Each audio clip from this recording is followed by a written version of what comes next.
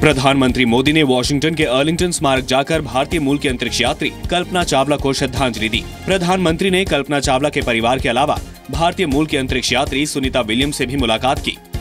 Significant that the Prime Minister took the time to come and honor our friends here from the Columbia accident. PM Modi के America दौरे में उन्हें भारत की 200 दुर्लभ कलाकृतियां सौंपी गयी। इनमें से कुछ कलाकृतियां 2000 साल तक पुरानी हैं। इन कलाकृतियों की कीमत 650 करोड़ से ज्यादा बताई जा रही है। ये कलाकृतियां भारत से चोरी होने के बाद अमेरिका पहुंची थी। पीएम ने इन्हें लौटाने के लिए अमेरिका का शुक्रिया जताया।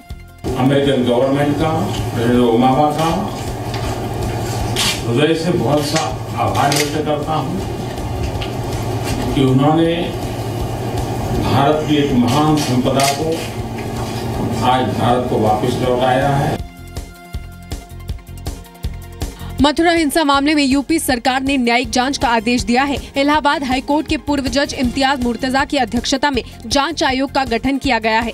इससे पहले यूपी सरकार ने अलीगढ़ के कमिश्नर चंद्रकांत को जांच की जिम्मेदारी सौंपी थी। मथुरा हिंसा को लेकर बीजेपी अध्यक्ष अमित शाह ने चिंता जताई। आजादी के 68 साल के बाद शहर के बीचों बीच कुछ लोग कब्जा कर बैठ जाए और 2 साल से सरकार मुख्य प्रेक्षक बनकर रहे और जो खाली करवाने गए हैं वो पुलिस वालों को तलवार से मार दिया जाए। इससे ज्यादा असंवेदनशील सरकार हो ही नहीं सकती। इस बीच गृह राज्य मंत्री किरण रिजिजू ने कहा कि मथुरा में पुलिस कार्रवाई के दौरान लापरवाही हुई। जब इतना बड़ा घटना हुआ मथुरा शहर के बीचों बीच, इसका मतलब तो चूक तो हुआ है, उसको तो कोई मना नहीं कर सकते हैं।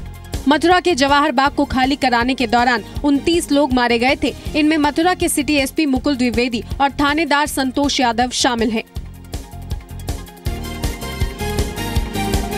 आतंकी संगठन हिजबुल मुजाहिदीन के कमांडर बुरहान वानी का एक प्रोपेगेंडा वीडियो वायरल हुआ है। इस वीडियो में बुरहान बोल रहा है कि आतंकी जम्मू कश्मीर की स्थानीय पुलिस पर हमला करना नहीं छोड़ सकते, लेकिन वो तीर्थयात्रियों को कभी निशाना नहीं बनाएंगे। 6 मिनट 17 सेकंड के इस वीडियो में बुरहान कह रहा है कि पुलिस वालों को पहले भी कहा गया है कि वे कैंप के बाहर न निकलें, लेकिन उन पर इसका कोई असर नहीं हुआ।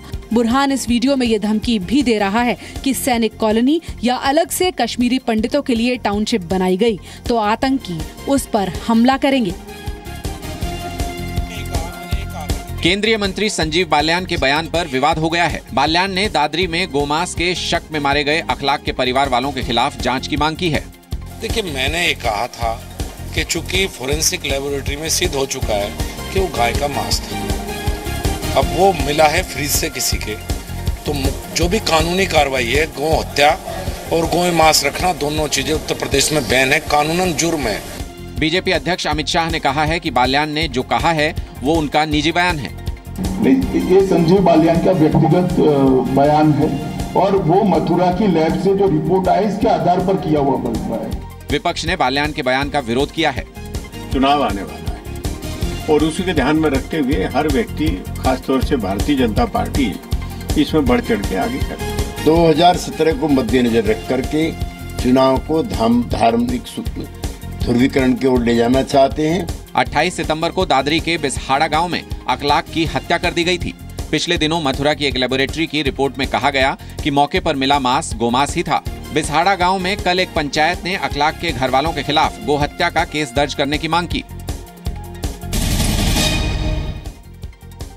पहली बार चीन ने 26/11 के मुंबई हमले में पाकिस्तान का हाथ माना है। चीन के सरकारी टीवी चैनल पर एक डॉक्यूमेंट्री में इसका जिक्र किया गया। ये डॉक्यूमेंट्री कुछ दिन पहले CCTV 9 पर दिखाई गई है। डॉक्यूमेंट्री में लश्कर-ए-तैयबा और पाकिस्तान में मौजूद उसके हैंडलर की भूमिका को दिखाया गया है। चीन के रुख में इस बदलाव का समय बेहद अहम है। चीन ने पिछले साल सितंबर में लश्कर के 3 आतंकियों के खिलाफ UN की पाबंदी पर तकनीकी आपत्ति जताई थी। 9 जून के बाद तीनों आतंकियों पर फिर से पाबंदी लगाई जा सकती है। अगर उन्होंने 26/11 में पाकिस्तान को जिम्मेवार माना है, बाकी दुनिया पहले ही मान चुकी है। 26/11 में सिर्फ भारतीय नहीं बल्कि बाकी देशों के नागरिक भी कैजुअल्टी हुए थे, अमेरिकन भी थे उसमें। तो ये अपने आप में अच्छी बात है और उम्मीद है ये एक जेन्युइन स्टेटमेंट है, किसी और चीज को कवर करने के लिए नहीं है।